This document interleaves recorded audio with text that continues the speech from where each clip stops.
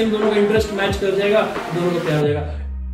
Hello, fantastic listeners, and as you know, Valentine is around the corner, so we welcome you to this podcast. For our viewers, I would like to talk कि आप अपने background के बारे में कुछ बताइए कि how has been your professional background and educational. तो मेरी जर्नी ऐसी है कुछ। I was born and brought up in Bihar, small town in Bihar. It is known as Sasaram, और ये वाराणसी से 100 किलोमीटर के आसपास दूर है और पटना से 120 के आसपास दूर है।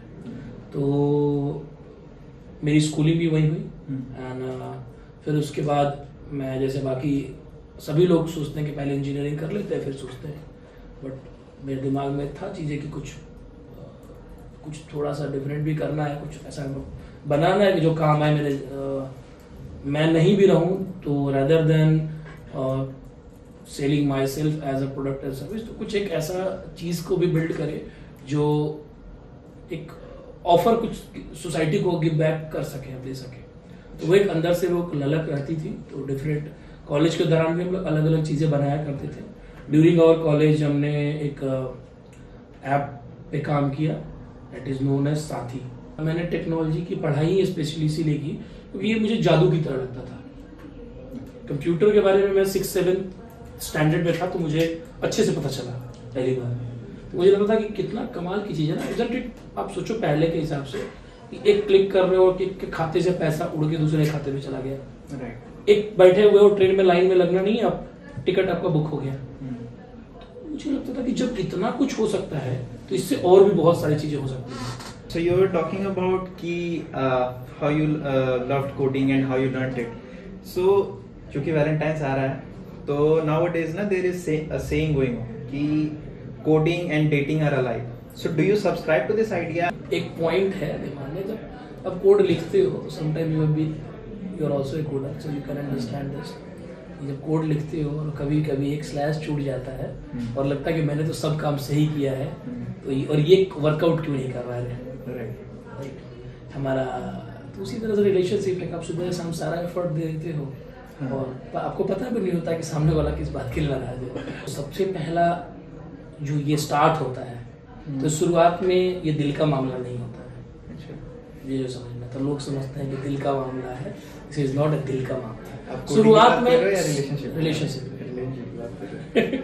तो ये क्योंकि वैलेंटाइन वीक आ रहा है तो आपने ही बोला कि उस पर बताएंगे। तो ये दिमाग का मामला ऐसे होता है बिकॉज इनिशियली यू चूज, मतलब देख के पहली नजर में प्यार है ऐसा, तो उस समय भी आपका दिमाग रहता है।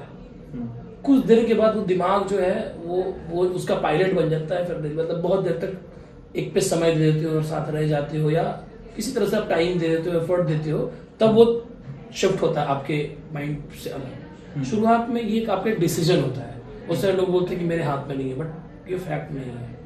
So if I may ask कि आपने अभी बात करी कि like we have to manage things like आपकी जो लव लाइफ होती है, then you have to think for the correct partner. तो ऐसा नहीं होगा कि हर बार you will in the first attempt you will find the correct partner. So I believe you would have gone through it, and if I may ask, can you give your views on how do you manage heartbreaks? पहली चीज की बहुत heartbreak को जैसे हम देखते हैं ना वैसे देखना नहीं चाहिए। हार्टब्रेक बड़ा जरूरी है। Rejection and failure makes the person मतलब रियल पर्सनालिटी को डेवलप करते हैं। करियर में हो, लाइफ में हो, जिससे आप चाह रहे हैं, अगर उसके साथ ना हो तो आप तभी जो बनना चाहते हो, मुझे लगता है कि बहुत बड़ा एक कंट्रीब्यूटिंग फैक्टर बनता है। ऐसा नहीं कि आप उसके बिना नहीं बन सकते हैं, बट वो एक कैटलिस्ट की तरह काम करता है। दो चीजें, आप किसी की याद में आप लेजेंड बन जाते हैं, किसी की याद में शहीद होना चाहते हैं। तो मैं वो लेजेंड वाला आइडिया बाई करता हूँ। और मुझे लगता है कि हार्टब्रेक लोग नहीं समझ पाते हैं। सबसे बड़ा ना उसमें डील जो करने का आपने पूछा कैसे करते हैं, तो एक तो ये है आइडिया कि इतना भी बुरा नहीं है और दुख होता है, तकलीफ होती है। तकलीफ इतनी होती है कि रियली में आप जिससे अटैच होते हैं और हार्टब्रेक हो गया, जिसके साथ आपने चाहा है कि पूरी लाइफ लॉन्ग रहना, तो इट एज पेनफुल एज ये मैं एक टेड टॉक देख रहा था और एक उसमें एक डेटा शो किया। एक साइकोलॉजिस्ट ने एक कुछ लोगों के ऊपर, मतलब फ्यू हंड्रेड लोगों के ऊपर उसने एक सर्वे कंडक्ट किया, एक एक्सपेरिमेंट कंडक्ट किया, उसके हिसाब से निकाला कि अगर आपकी शरीर की पूरी हड्डियां जब टूट जाती हैं, जितना आपको पेन होता है, तो अगर आप रियली में किसी से अटैच्ड हो और उससे हार्ट ब्रेक होता है तो आपको फील होता है। लेकिन सवाल ये है ना कि अब समझ लो कि जिसकी शरीर की पूरी हड्डियां टूट गई हो और वो उसको एक्सपीरियंस करके फिर कहीं आके बैठ जाए, तो उसको हड्डियां टूटने से डर नहीं लगेगा जिंदगी में। जैसे आपने कॉर्पोरेट का कल्चर देखा है और लोगों की पर्सनल लाइफ होती है प्लस प्रोफेशनल लाइफ होती है, तो आपने जैसे बोला कि आप उसको मैनेज कर पाते हो, लेकिन द थिंग इज कि इट डज इम्पैक्ट। आपने कभी भी महसूस किया होगा ऑफ कोर्स कि जो भी आपके में हुआ है इसने कहीं किसी ना किसी हद तक आपके प्रोफेशनल लाइफ को थोड़ा बहुत इम्पैक्ट किया ही होगा। हाउ वुड यू सजेस्ट कि they do not let this impact their professional careers, because professional career आपके प्रोफेशन को उससे कोई मतलब ऐसे इन जनरल होता नहीं है। आप अपनी कंपनी में जाके नहीं बोल सकते कि मेरी पर्सनल लाइफ में इतनी खराब हालत चल रही है और मैं ये काम नहीं कर सकता एंड ऑल। ओके, सो आपने उसको मैनेज किया होगा, उसके लिए अगर आप एक बहुत सिंपल तरीका कि यार ये ना आप क्या करना चाहते हो, हार्ट ब्रेक के बाद आप रोते रहना तो नहीं चाहते हो, don't want to feel the same pain again and again, है ना। तो ये वर्क काम दवा है, काम उसका हीलिंग है। आप 8 घंटे आके सोचो कि 10 घंटे जो हम आ रहे हैं, मैं तो ये कहूंगा कि जिसका पे हार्ट ब्रेक है कुछ मत करे, सिर्फ काम कर ले। 2 फायदा होगा, कब पता चलेगा मूव ऑन हो गया पता भी नहीं चलेगा, और कब क्या पता वो और उस काम से उसको जो सक्सेस मिल जाए तो उसके बाद जिसके लिए वो रो रहा है वही वापस चला है। ऐसा होता है बहुत बार। वह आप बैठ के सोच के रो के अपनी हालत सिर्फ बिगाड़ सकते हो, ठीक है, बट वही मैंने बताया ना, आप काम करके लेजेंड बन सकते हो। आपके ऊपर है क्या चॉइस आप करते हो। This is the way to manage simply. So जैसे कोडिंग में हम क्या करते हैं कि like whatever errors we get we try to debug it and there are techniques of debugging. Similarly we handle a lot of conflicts. So ये तो हो गया हम कोडिंग में जैसे ये पार्ट्स हैंडल करते हैं। सिमिलरली देयर इज कि सेम सिचुएशंस आपको अपनी डेटिंग लाइफ में भी मिलेंगी कि like you will have to handle conflicts, you will have to handle some, you will have to do some debugging. So what are the techniques that you would like to share? सबसे बड़ी पहली चीज होती है, जैसे कि आप debugging करते हो तो पहले आपको डिबगर रन जब कर रहे हो, देख रहे हो कि क्या क्या हमारे चीजें एरर्स निकालने के लिए, तो सबसे पहला चीज तो यही है कि आप डेटिंग लाइफ में सुन लीजिए, एक्सेप्ट करिए, सुन लीजिए। एक वर्ड है सुनिए, चुपचाप शांति से बैठ के सुनिए, ठीक है। सेम टाइम पे दोनों गुस्सा मत होइए।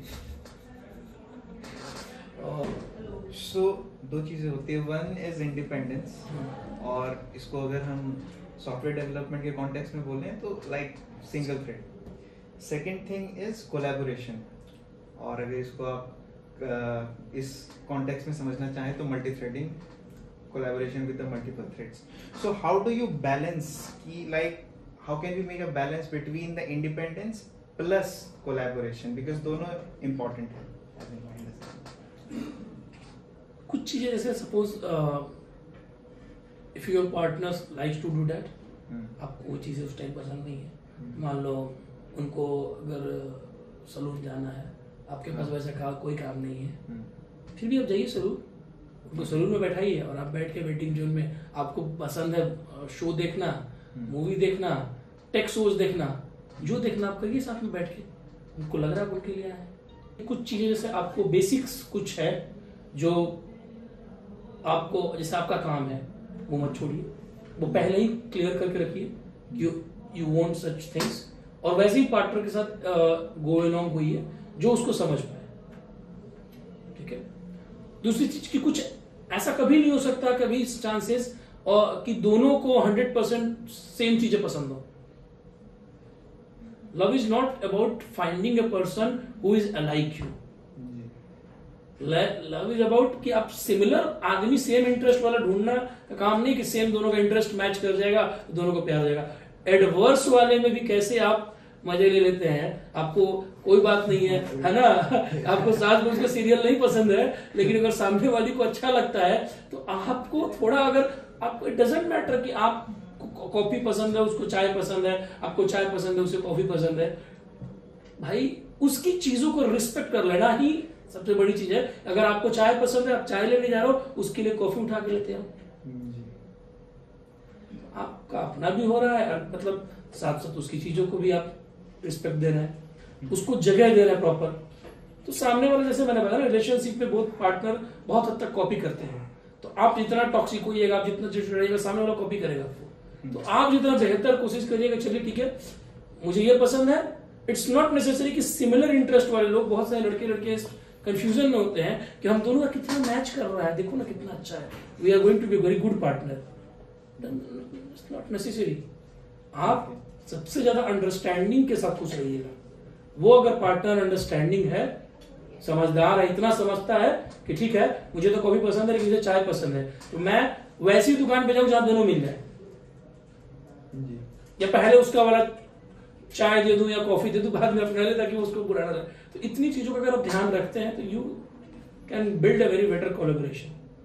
तो जो भी कुछ अभी तक बात हुई, तो आप लाइक, क्योंकि इट्स अ वैलेंटाइन, तो आप जो है आप चीजों को सम अप करिए कि in the end what message you can give out from this. बहुत सिंपल है यार,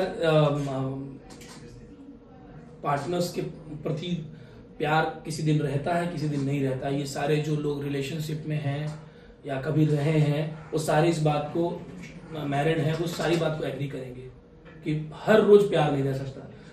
एक चीज रह सकती है जो डेली रहे, जो कि I think this is the gum of relationship and strong marriage, it is respect. अगर आप सामने वाले की रिस्पेक्ट आपके अंदर है, तो कल आपको उसके बाद ये प्यार आ जाएगा। रिस्पेक्ट गया सब गया।